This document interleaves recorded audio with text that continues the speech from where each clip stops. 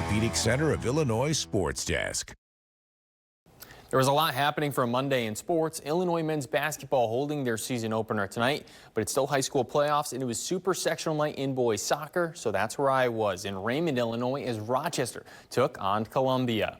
The Rockets, they have been on a tear. 2 #1 seeds already defeated, looking for #3 up against Columbia.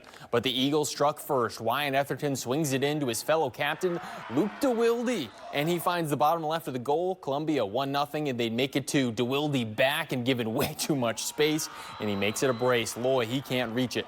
And Grant Kutcher, though, he pressures the keeper into an error and scores himself. He makes it 2-1 just before the break.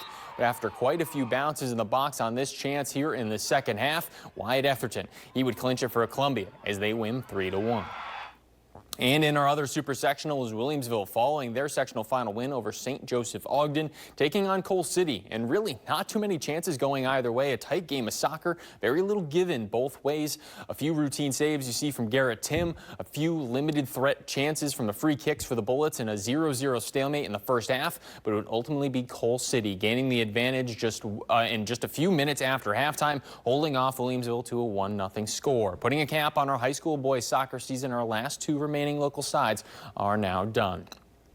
But again, wrapping up our 2025 high school boys soccer season, we had 2 sectional champions. Shout out again to Rochester and Williamsville, whose seasons closed tonight. Glenwood, Mohammed Seymour, and Urbana, they were also regional champions in Class 2A, while Athens and St. Joseph Ogden added regional titles in Class 1A. And apologies for not being able to make it for Illinois highlights tonight. I wanted to give high school playoffs the focus, but the Illini, they had no trouble at all in their season opener against Jackson State. Preseason number 17, and you got a taste of why. Tomislav Ivicic, he led the way with 21 alongside Ben Humberkaus. David Merkovich, he added 19 as well. Florida Gulf Coast, they're up next on Friday, once again at home. And Illinois women, they open up their season tomorrow against Southeast Missouri State following a 22-10 season.